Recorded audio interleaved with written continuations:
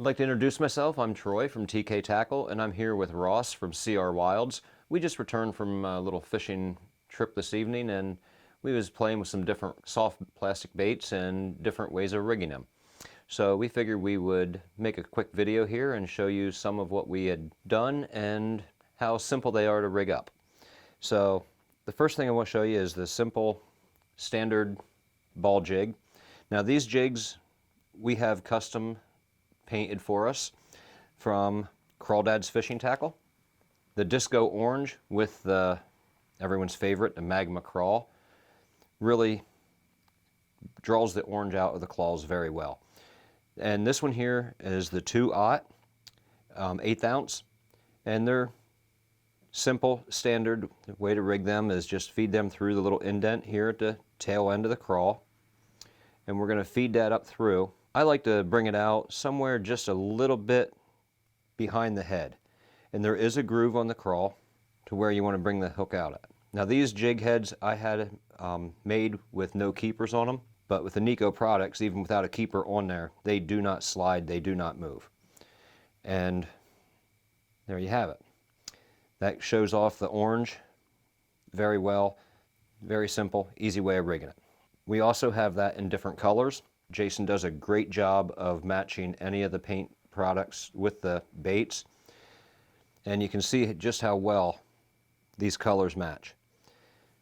And the same thing, we're just going to feed that through and bring that right out through the groove, slide that up, and perfectly rigged and ready to go. Now one thing we have noticed with using them with the standard jig is the crayfish are incredible. They extremely lifelike, dragging on the bottom. When you jig them and they stand up, they float. The claws stand straight up in the air. They look marvelous, but some of the ponds that we fish are moss covered. They have a lot of growth on the bottom of the pond, so we wanted the crayfish to come up off the bottom a little bit. So we experiment with some different styles, and one of them that we had done was simply using a slip sinker. But instead of using a jig head, we actually rigged it with a treble hook. And a snelled treble hook straight up through. And on this one, we buried the one barb at the tip of the head, and we used the arms of the claws just to cover the points of the hook, so it's truly weedless. This thing will drag right across the bottom, and with the slip sinker or the egg weight up against the base of the crawl, this thing will actually work just as a jig. It holds it down, it crawls naturally across the bottom, and when you give it a pop, it does. It acts same as a jig, it'll stand straight up. But the benefit of this rig is when you give it a quick pop, if you want this to suspend in the water, the egg sinker will drop, and this crawl will float at whatever desired height you would want it to in the water column.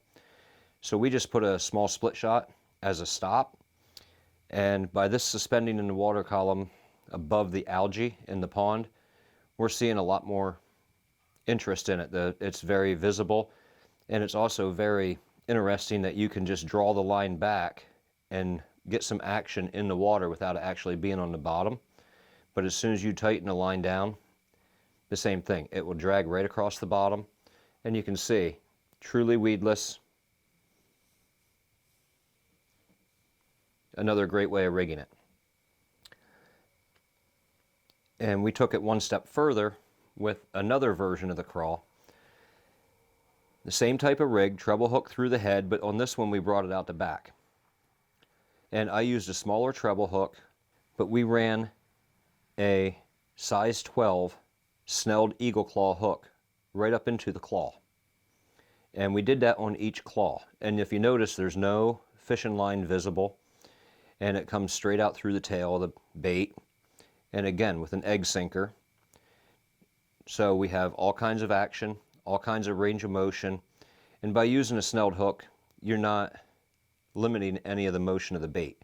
So you still have all the range of motion, you still have the natural lifelike movement. But now, anything that even goes for a quick bite on the claw now has a hook in his mouth. to show you how we're rigging those, we're using the mini latch. This mini latch is made by Weaver Lure right here in Pennsylvania. It's very simple, very easy to use. It's quite handy. As you notice, I have it clipped to my shirt. It has an alligator clip or a button loop, and they're elastic, and it's very, very convenient. So we can show you how to do this real easy. If you wanted to feed this treble hook into the head of the crawl, you just take and open this little flipper latch and feed it straight through your plastic. And bring it out wherever you would like the hook to come out at, which on this one, we're going to do it like the second one I showed you and bring it right out by the head. Just push that through. And we're going to take a pre-snelled treble hook, again, through. These are snelled by Mustad for Weaver Lure.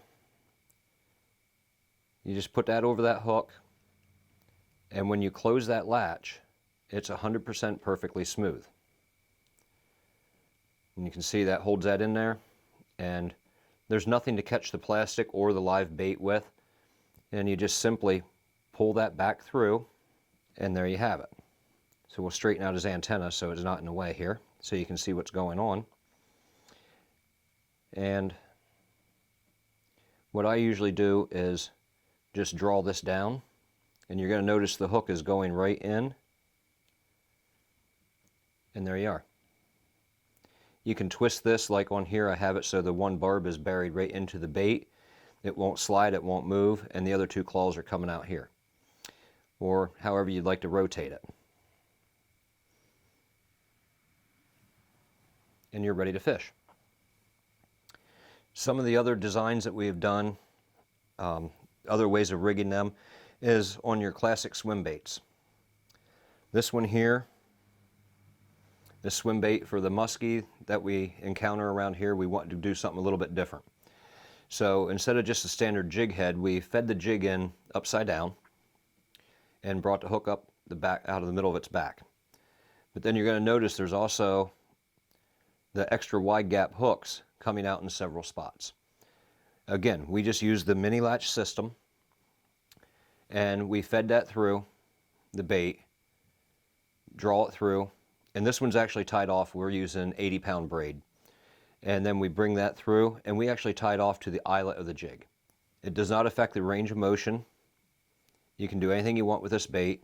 This thing swims perfectly normal, perfectly natural, and with a normal speed of retrieval. If you want to slow it down, with the weight being down, this thing will actually nosedive and look like it's feeding on the bottom.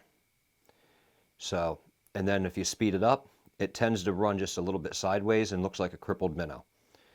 And now anything, again, if they're just hitting the back half of it, it's getting a hook in its mouth. And they are able to rotate, twist, being hooked up with mono or braid, and the bait itself is also protecting your leader.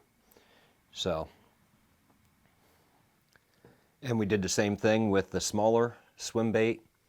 And on this one, we just have a simple jig head, again, fed through the bait, rigged normal, but we also fed a treble hook through the bait and brought it out through where the vent would be, just like rigging a normal minnow. And again, does not restrict the movement.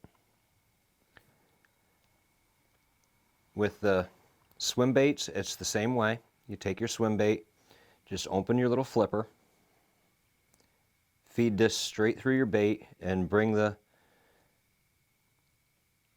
needle out wherever you want it to be, and place your hook on. And when you close that little flipper latch, it's now 100% smooth. There's no way it can catch the bait. It just pulls straight through. And of course, everyone's favorite, the Neko Hellgrammite. I spoke to lots of fishermen, different ways of rigging it. Everyone has their favorite. Again, the jig heads work great. We have been using a lot of the ball-headed jigs, And last evening I had a gentleman in here that was telling me that he was using a 1/16 ounce jig and fishing fast water with them and just having tremendous luck with the bass. We did it a little bit different. Again, if we want it to float more natural. And since these baits are floating, we want it, again, middle of the water level where we was fishing. So we put a small treble hook out the tail of it. And by using a slip sinker or an egg weight, we can get the same results as a jig, same as the previous rig, or we can let this float a foot high in the water or wherever we'd like it. And when you go to jig this, the action you get, this will actually bend and swim so much more natural. And in the current, it looks more natural without a jig head on it at all. And I do have some hellgrammites here. And it's, again, the same exact setup. Just open your little flipper latch and feed this straight through the hellgrammite. And I like to bring it out just behind the tail, and I'm using a size 10 treble hook. And I'm going to bring it out about the second or third rib. You just push that through, and when you put your treble hook on, we'll pull this one out so I can show you. And these snells from Mustad are actually extra long, so it makes it really easy. We just put that on there, and we're going to close the flipper latch here.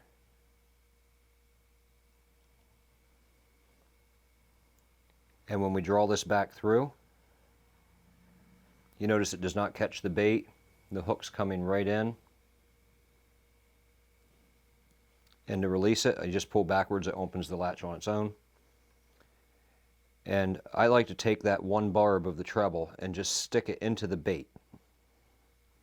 And just by pushing it in past the barb, and when you draw this in,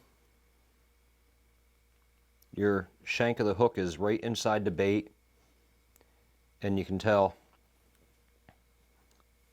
can't hardly tell there's a hook in that bait at all, and even if you do see it, it looks natural, it blends right in with the legs of the hellgrammite, and you're ready to fish.